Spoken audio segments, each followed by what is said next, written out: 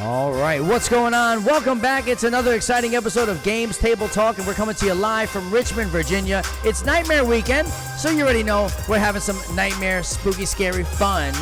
And I got a special guest on today's episode. We're going to play some fun retro games like we always do at the table and talk about it because it's Games Table Talk, baby, coming to you live. So stick around, and we'll be right back with another fun, exciting episode right after this. Games Table Talk. Yo, this is Games Table Talk. Games Table Talk. This is what we're doing now. It's Games Table Talk. Cause we're sitting at the table and we're playing some games. And we're talking all about them as we play them to this day. I've been playing retro games ever since I was a lame. Now I'm still a lame, but I'm still never gonna change. Anyway, I've been playing retro games since I was a baby and never changing. Hey, so if you're down with old school gaming, let's go. Cause this is Games Table Talk. Games Table Talk. Talk. Games Table Talk. Let's talk. Games Table Talk. Hey. Games Table Talk. Hey. Games Table Talk.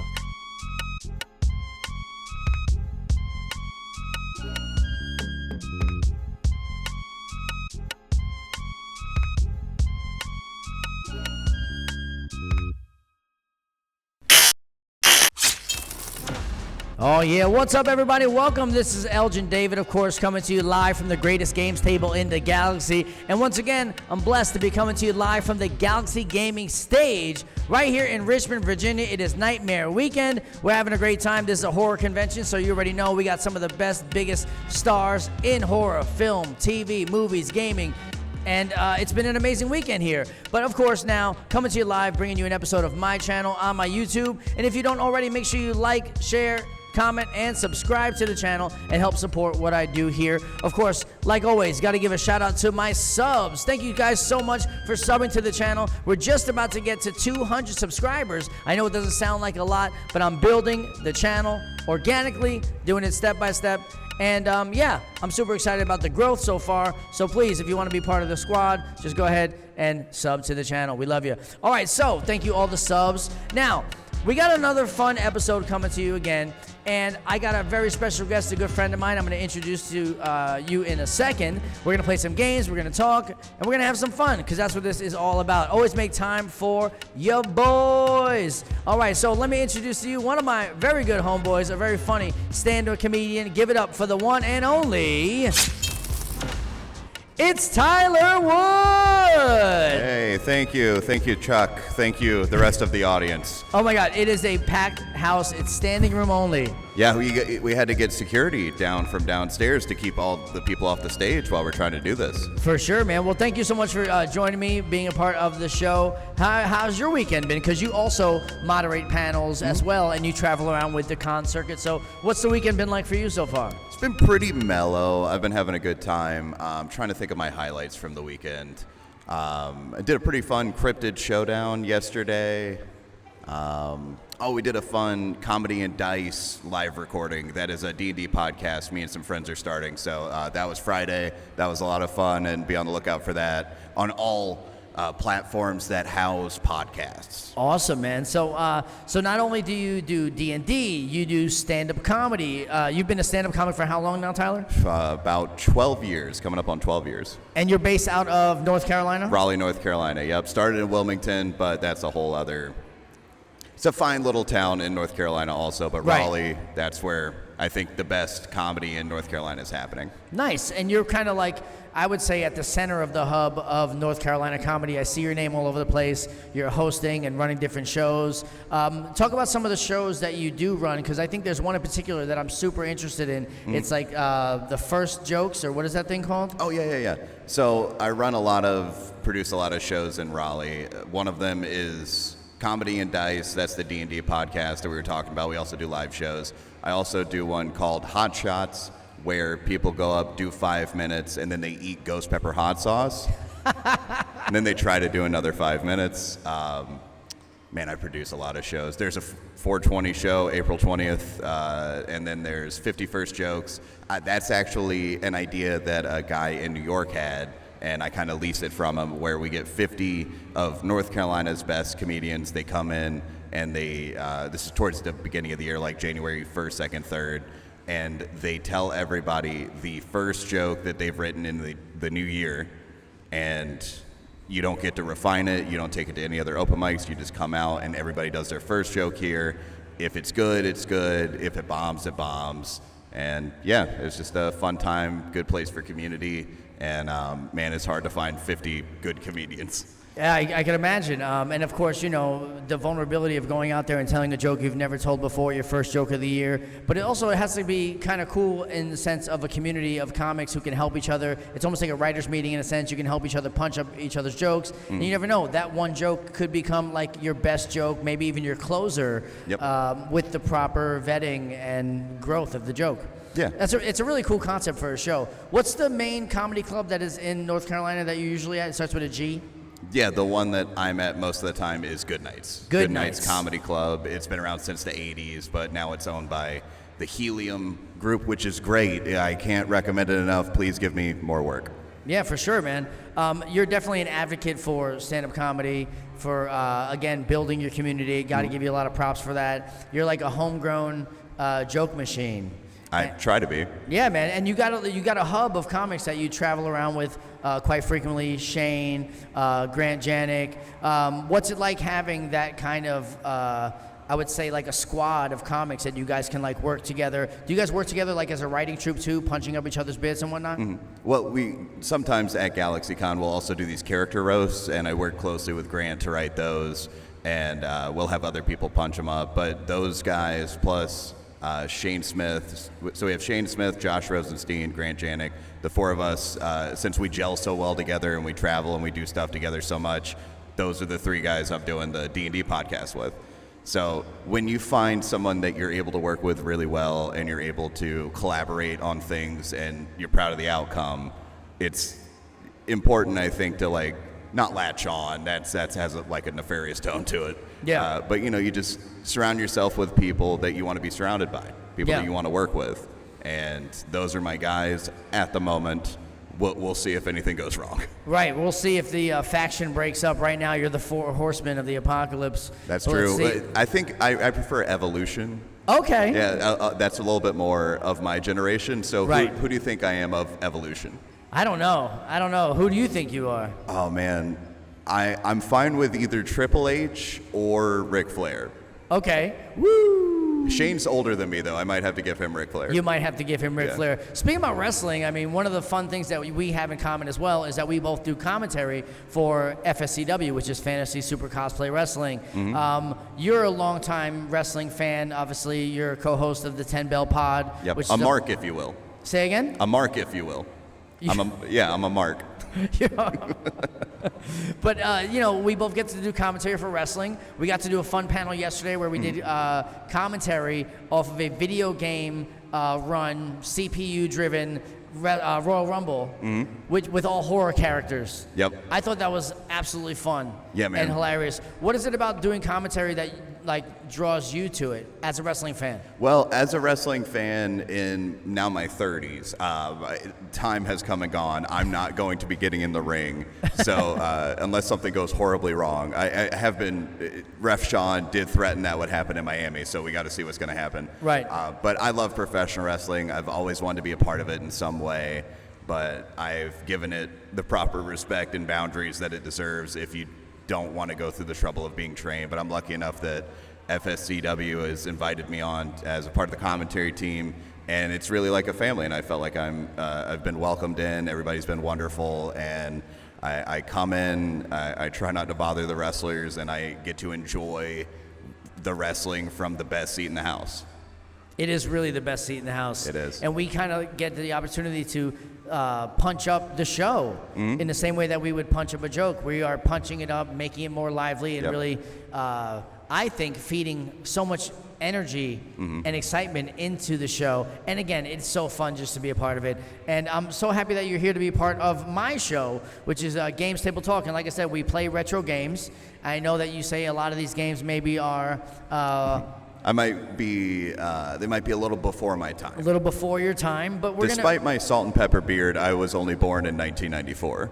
Well, we're going to catch you up to speed, and we're going to play some games here. I got a lot of games that we can play from. I know you told me you're really good at Tetris, so I'm going to challenge you to just not play against you, but I'd love to see just how far you can get in Tetris. And then, of course, I got some old school wrestling game that we're going to play that as well, and maybe even some dual partnership, Double Dragon style games, and we can see how far we can get in that. I would love to be your partner. Awesome. Well, with that said, we need to move over to the game screen. So usually what happens, I go, Sonic, take it away. So That's right. We're going to do it together. So here we go. If you're ready, Sonic, take it away.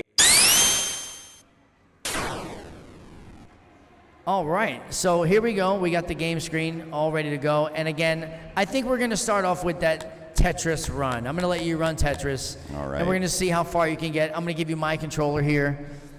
And then, all right, so this is Tyler Wood. He's going to try to see how far he can get in Tetris, everybody. Of course, now that I've said I'm pretty good at Tetris, I'm going to eat it here immediately. I can already tell. I guess we're going to find out. Now, this is the ancient version of Tetris, so I'm going to have to do my best. I don't think there's any storage on this, right? Like, I can't bank a piece. I don't think so. I think All this right. is just a classic We'll Tetris. see. Go ahead and press start when you're ready. And here we go. This is Tyler Wood's run. You get one run, by the way. Okay. One run and done. We're having high score rules. So what's usually your strategy? Do you usually try to stack them all up on one side and make Tetrises? Or do you Yeah. just say any line counts?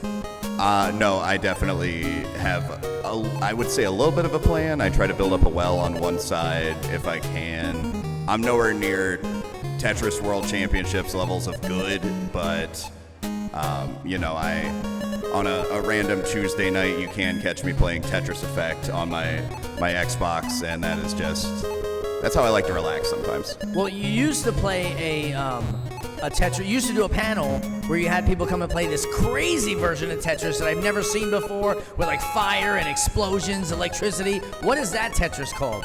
That is Tetris Effect. Effect, okay. Yeah, that's a really good one. It's really good for, I think there's a VR aspect to it that you can play with, and I just have not got an appropriate VR headset. But yeah, that one's really good. It's a combination. If you're playing it on one player, it's a very relaxing game. You can get lost because it's visuals and really good audio. But two players, where it's at, to see people go head to head and how you can like sabotage the other player, dump things on them, build up their stacks. It was too much for me. I couldn't handle it. But it is a really great game. But here we go again. Classic base level stock model Tetris that we're playing here. And Yeah, so this far, is not my you've usual got, forte. You've got 2 lines so far. You're crushing it. Well, this is what usually happens. I have big plans for things, and they fall apart because I can't moderate my expectations, and I'm afraid that's what I'm headed towards here. Listen, I think you're taking your time. It's a slow build. You're trying to build up the anticipation, make the audience kind of like on the edge of their seats. Now, this could be a problem. I think you're going to get out of it. I think you're going to get out of it right here. You see? There we go. You gotta it stay just takes positive. one mistimed drop, and I am utterly embarrassed. But hey, why would today be any different than any other day? Once you get to the red levels, that's when it really gets serious. Right now, we're like in the calm, cool Ranch Dorito blue right now. This is chill. Once it gets to like the spicy nacho levels, you're in trouble. Oh, you're telling me. Ooh, the music got fast. You heard that? All right, come on. Here we go. Now's the time to make your move. Oh, all right. Yes, let's get a Tetris. And Here there we go. All right, we moved on. Level 1. You did a comedy roast like you were mentioning, and in one of the roasts you were classic Nintendo characters, and I remember our good friend Lisa Correo was the line from Tetris. That's true. The most popular of the Tetris pieces. Oh yeah. I was Donkey Kong, DK, Right. for that Yep. one. That was a lot of fun. Trying to remember some of the other characters we had for that one, but yeah, that was I'm pretty sure you had Kirby, Kirby was there. had, I got my round friend to play that. Waluigi, I think you had. Waluigi. We couldn't get Mario. No, we did have Mario. he managed to get the night off that night and come do the roast. But yeah, that was a ton of fun. We also did the roast of Luke Skywalker earlier this year. Right. Do you have any new ensembles that you're planning to bring out to the stage? We are in negotiations at the moment. Okay. What are some of the ideas that you have, if you can give them away? I've thought about the roast of anime. I feel like that one would be pretty popular. It would be pretty apropos. I'm trying to give you as many pee-pops into this microphone as I possibly can. Yeah. I was also thinking maybe the roast of the internet. I think that one's pretty all-encompassing there. Right. Do you have any suggestions? Well, no, Anything you think in the would past go well? you've done the roast of Cartoon Network characters. Cartoon Network was I think good. you can take it straight gaming. You can go like the roast of Street Fighter characters, or even Okay. the roast of Mortal Kombat. You can do. I'm just thinking of like games with a lot of different characters. Do like a roast of fighting games in general. You can do the roast of fighting games. That would be really funny. The really fun part is just like, okay, I really need to. You got to pick a wide range because sometimes you'll start writing for these and then you realize, oh, that person, I like them, but man, they are boring. They just have a terribly boring backstory. Right. Well, for Nightmare Weekend, you can do the roast of classic horror characters and horror villains. You know, That's true. Jason, Michael Myers, Dracula, Frankenstein's monster, Wolfman. There's so many things you can draw from there. Chucky. That would be a really fun roast. Oh, what's this? Uh-oh, what's going on? My eyes aren't what they used to be. What do we got? Oh, did we just mention Lisa Carrero? She's amazing. Yes, Lisa Carrero Lisa Carrero's is the doing well. best. She is going to be at Nightmare She's doing Weekend great. She's doing really well. in Miami.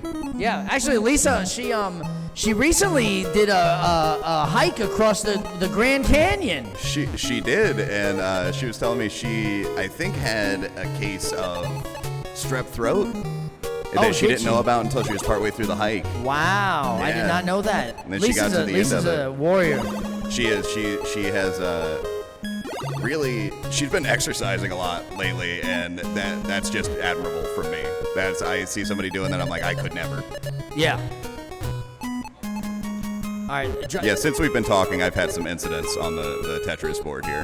Oh yeah, I've seemed to have forgotten about the game going on here, and quite a bit of holes. But again, still, you can work your way out of this. I could fix this, but you know, Elgin, you ever look at something in your life and you're like, is it even worth fixing? Yeah, absolutely. Every day. Okay, never mind. We have different priorities then. Like my hairstyle right now. It's like, what am I gonna do? It's just, oh my goodness. I really fudged that one up, huh? You Hershey kissed that one. Yikes. But again, I still think you might be able to make your way out of it. Yeah, I The think crowd I'll be believes in okay. you. I believe in you. You got to be optimistic in these scenarios. Do you have any more questions for me, just to make it a little more interesting? Any more questions for you? I Yeah. got tons of questions for you. When you first started comedy, what were some of the first, did you start talking about yourself, your personal life, or were you just trying to do one-liners, non sequiturs? What was your style when you first got started? When I first got started, I had no idea what I was doing whatsoever. I was just trying to throw anything against the wall. I was trying to do one-liners. That wasn't working.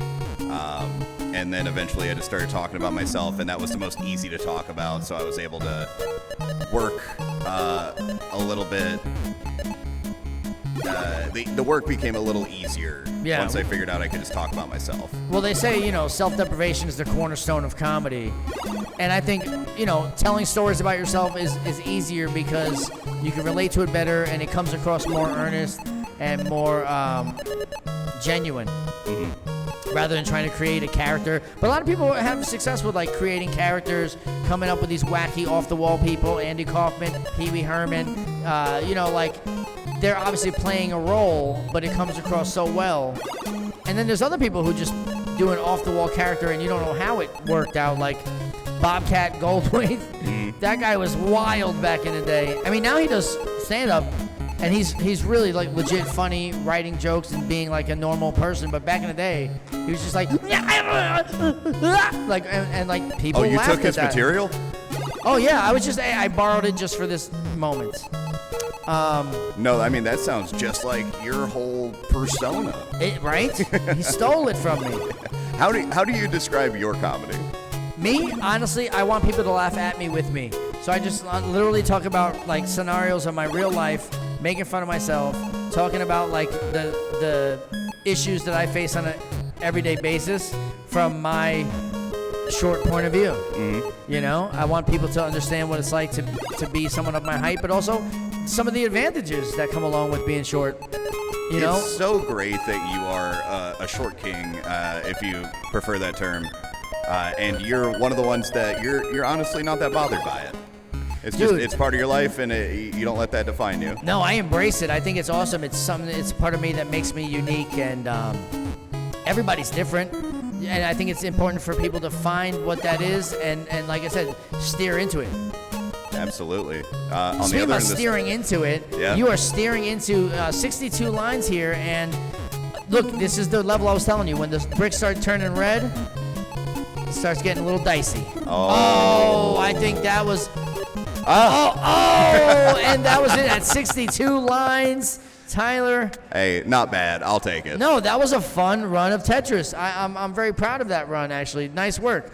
All right, I was bored with it anyway. Yeah, blame it on... Yeah, it was getting boring. All right, let's jump into this next game. We're going to... let me ask you this. Okay. Have you ever played Contra before? I think so. You think so? I think so. All right, well, we're going to get into a little Contra vibes, and let's see just how far we can get. I think this is also a great game to play with a friend. I just have to put in the Konami code so we can get 30 lives so we have a better chance. All right, that is up, down, down, left, right, A, B, start. Almost. B-A. B-A, start. Yeah. Oh, there we go. I watch my gaming history on YouTube. I do what I can. You know, the Konami code's in a lot of games. I think that's so cool. They just snuck it in. But this is the one that made it, I think, the most famous is Contra. I think I flubbed it. You've done what? I think I did it wrong. Let's see. Oh, I got it right. Here we go. All right, Mad Dog and Scorpion making a run on Contra. Here we go. Let's try to beat it. Oh. All right, you're doing a great job. I'm following you. Here, go ahead. Take it. Go ahead, go for it. I take that, okay. Yeah, you're the red one, and I'm the blue one. So I'm Mad Dog, and you're Scorpion. How do you aim down? You just go diagonally. All right, gotcha. Or you jump and hit down. Or jump and diagonal. You... It's all right. I can swim? Yes. And look, you can duck too. I didn't know they had swimming back then. Oh yeah, these Contras are very agile. Oh, and my first death. It's all downhill from here, folks. Man, these old video games make me anxious. Really? Oh yeah. See, it feels so clunky to me. Oh, I feel like these games are the best for me. The newer games really make me go crazy. Oh no, don't get me wrong. I'm also having a terrible time with the new Call of Duty. Like I'm in between two different generations, and I'm terrible at both of them. Yeah, the one that I'm really bad at is any like 3D fighting game. Like I love them, but like. And actually, there's a new one that just came out, right, Chuck? Sparking Zero, the new Dragon Ball Z game, which it's fighting, but you're coming out from all angles. And I love them. They look great, but I suck at them. But if you watch this channel enough, you know I suck at video games, but I love playing them. But you know what, Tyler? We're going to beat this one. Oh, I have the utmost confidence. Oh, yeah. We can make it. Ooh! What gun you have right now? What's the story of these two gentlemen here? What's the story of Contra? Okay, the story of Contra is that these two military guys are sent into the jungle because there's something afoot at the Circle K. So these two guys go into the jungle. Chuck gets it. All right, so I'm sure that was a very funny reference for someone somewhere. It was a Bill and Ted reference. Strange things are afoot at the Circle K. I didn't think I could make that jump, and I couldn't. Yeah, you got to be like pixel perfect to make that jump. But anyway, it turns out that this island happens to have some crazy alien beings on it. Toward the end of the game, you got to defeat this alien. So it starts off with this, like, government cover-up. You see this thing? It's trying to keep us from moving past to find the aliens. So we got to destroy this thing to get past. It's shooting Dragon Balls at us. If I die again, I swear. I'm not even hitting anything, am I? Where am I supposed to be hitting it? First, we got to take out these turrets. Okay, the turrets. And now we take out this. Take out the Eye of Sauron. Okay. Oh, yeah. Now, I always think it looks like a monster's head and we're running in its mouth. Okay, yeah, I see That's it. how I see it, like an eagle or something. All right, 28, 24, we're still doing well. All right. Okay, don't move forward. You'll get zapped. All right, now we can run. So you've never played this game before? I have never played this game. Wow. I love that. Yeah, Contra is one of the good gaming franchises. Contra, and then there's Super C, which is Contra 2, I guess you would say. Oh, man, these Contra bullets. 3 is really good. The Alien Wars. Oh, you can duck. All right, this is a game changer. Yeah, you can duck, like down. But don't press up. Oh, now I figured out how to duck, and now they're throwing that at me. Listen, if we can make it to the 4th level, I'll be impressed. If we make it past the waterfall stage, I'd be impressed. What level is this? So right now this is base 1, so level 2. And again, we're just getting through the base because the government's trying to cover up this whole alien invasion thing, but we're too good. We're gonna make it past this base, and then if we make it up the waterfall, that's when we get our first taste of the aliens, and that's when Mad Dog and Scorpion's like, something's up. We're gonna get down to the bottom of this.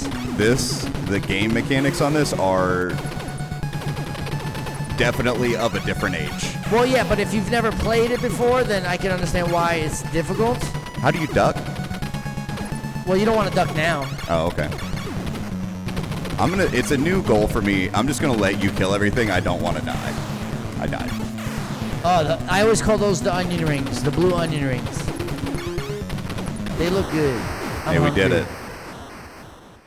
All right, going up the elevator now.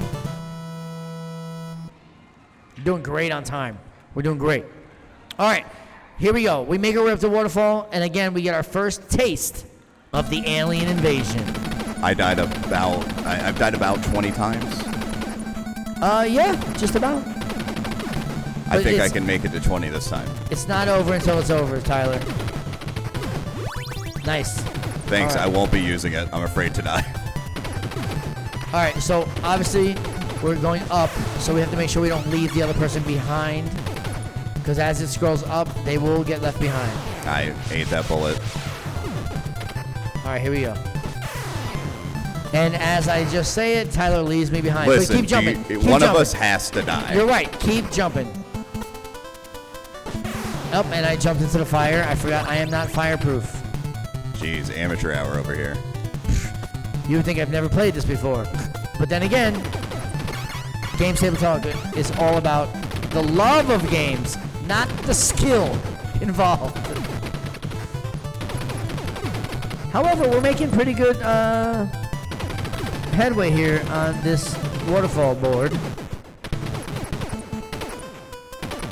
Oh man, it is hard to be entertaining and play video games at the same time. When are we going to start? Oh, I don't even. See. I think that's one thing that I'm pretty good at. I can talk and play at the same time. It doesn't bug me at all. A lot of people just think even the echo of the microphones throws them off a little bit. I was thrown off a little bit earlier, but then I kind of like the sound of my own voice. Exactly. So. You just have to like ignore it.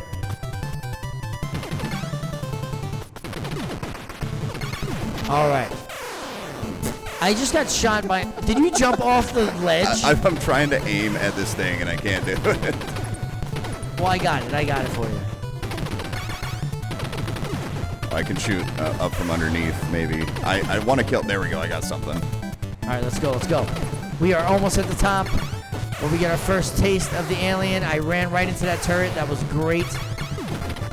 All right. Again, if we make it past this, we're golden. We're moving forward.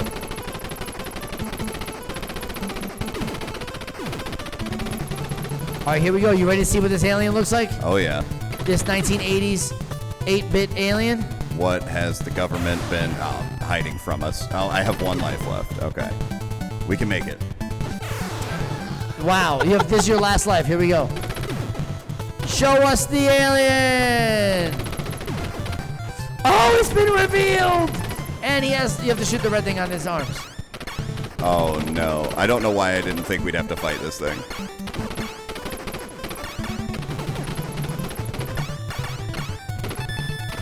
All right. I'll let you handle that. Yep, I got you. I got you. Just don't get hit by the fires. All right, There now we just go. shoot him in the jaw. Just like this. But watch out for the center one.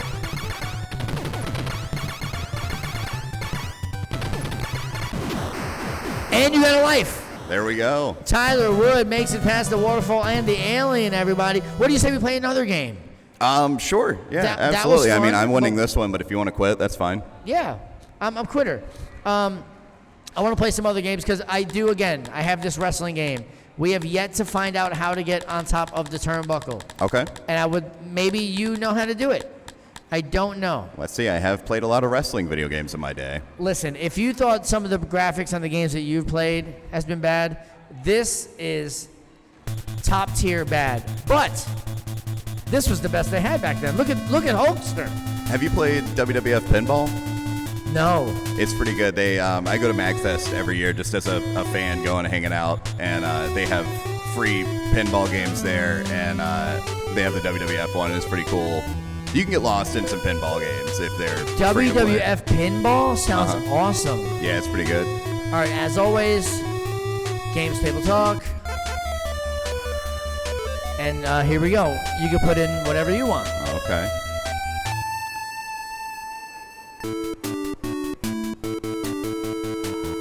Oh, I have to hit start, right? A. Yep. Here we go. All right. So we get 6 choices. You can be Ted DiBiase, Bam Bam Bigelow, Okay. Honky Tonk Man, Oh, man. Macho Man Randy Savage, Uh-huh. Andre the Giant, or Hulk Hogan. Okay. I'm going to choose, this is who I usually choose, Honky Tonk Man. Dude, I was just listening to some of his shoot interviews, and Yeah. I was like, man, I was feeling Honky Tonk Man. You go with him. I'll pick somebody else. Yeah, he was so good on the mic. All right, go for it. Who are you going to pick? Oh, we can both be Honky Tonk Man? Can we? Try it. All right. Well, I tell you one thing. Honky Tonk Man's going to win this match. This would have drawn $1 million at WrestleMania 3. Okay, so again, in order to run, you got to hold A while you're moving toward the ropes. Okay? And then if you hit B, you stop running. So now you're holding A and you're running, and you hit A, you'll do a move.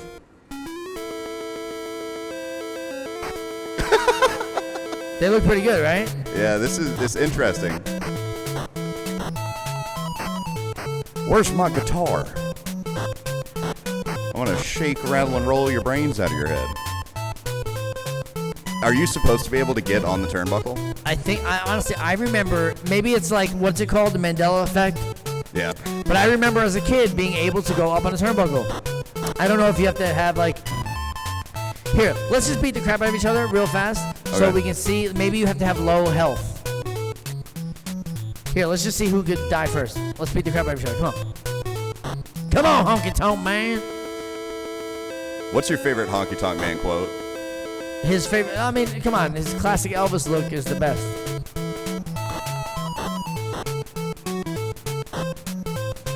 Honky Tonk Man, of course, at one point the longest reigning Intercontinental Champion. Wow. I think that was surpassed by Walter. By who? Walter Gunther. I think he's the current World Heavyweight Champion, WWE. Really? Yeah. He's a German guy, or Austrian. His name is Walter? Yeah. I think he goes by Walter now. He was Gunther on the Independents. Interesting. Yeah, he's been there for... It's not really an imposing wrestling name, Walter. Oh, just wait till you see the guy. He's, I think, like 6'8", and he's one of those guys that can chop until he draws blood. Wait, what did he used to go by? He used to go by Gunther. Oh, Gunther. I Or know. no, he went by Walter. He goes by Gunther now. I see that switch up being a good choice. Because again, Walter, the only Walt I know is Disney. You know? Do you know any Walters? I don't know any other Walters. No, I don't know any Walters personally. Sir Walter Raleigh. Oh. The And you know what? namesake Was of- Walt Disney a Walter? Or was he like Walt Please. Montgomery? Please call me Walt. I think that was he's a Walter. He would never go by it. He never accepted the Walter. Hi. The running physics are very interesting.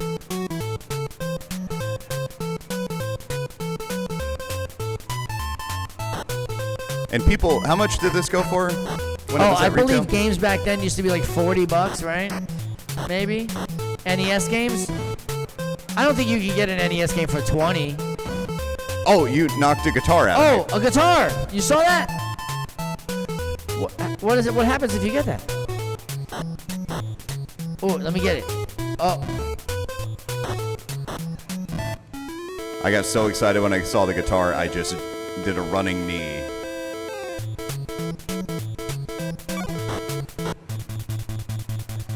What? Was that me or you? that was me. Oh, okay. All right. Sometimes I try to mash buttons to see if I Bro. can get up to the top of the turnbuckle. It was a toss-up. Every time I reset the game. All right, so that's happened way too many episodes. I'm trying to like get to the top and I reset the damn game. What an every awful game. time. That's terrible, right? All right, let's go some Super Nintendo vibes. Okay. Because let's see what 8-bit versus 16-bit can be, and I think Should be twice as fun. at least it'll look twice as good. All right, Battletoad Double Dragon. You know what Battletoads is? I know it's a meme because of, I don't know if it's how bad it is, but I know there was a while where people were just calling into GameStops and being like, do you have Battletoads? And like, cops were called. Really? Yeah. Why? Because it was like 2008, and they're calling GameStops like, do you have Battletoads? And they're like, no, dude, please stop asking. I need to see this. That's funny. It's a hard game, right? My favorite is when they go into GameStop and they're like, how much can I get for this game? And the game is like a picture of the guy who works there. And it's like Five Nights at Bob's. And he's like, how'd you get this game? I'm Bob. By the way, 50 Like, cents and also. they go, I got it at GameStop. Oh, I think I went one player by accident. Or it's like Call of Duty, and it's like Carl on Duty. Did you see that one? No, I haven't seen that one. And it's Call of Duty, but it's Carl Winslow from Family Matters, Oh, and it says Carl on Duty. It's really funny. So they try to like sell it to the GameStop person. Carl memes. Duty, Modern Cop Fair 2. Something like that. All right, let's go. Okay. All right, here we go. 2 players. All right. I'm going to pick Double Dragon characters. I'm going to be Billy. Okay. Billy Lee. I'm going to be Pimple. Pimple? All right, sounds good. Billy and Pimple. Let's go.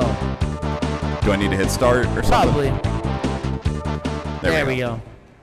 Now, I don't know what the story is behind. Oh, a Bobo not like intruders. I'm going to beat you up. I don't know the backstory for this game. That's me when housekeeping has knocked on my hotel room door, even though I have the do You not turn disturb into a on. Bobo? I say Robo do not like intruders. Wait, all right, let me see. Can we hit each other? Oh, Whoa, look at that. You're hanging on by dear life. Climb up. Can we hit each other? Yes, we can. So that's not good. That may be you carrying me through the level. Whoa! Sorry. That gave you 1,000 points.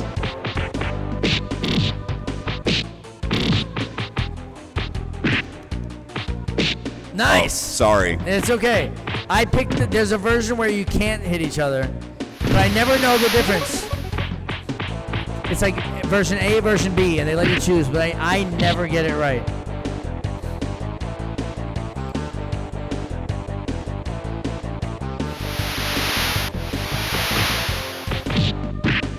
So what's the story of Battletoads? So Battletoads is just you're these toads and you battle, and You do battle.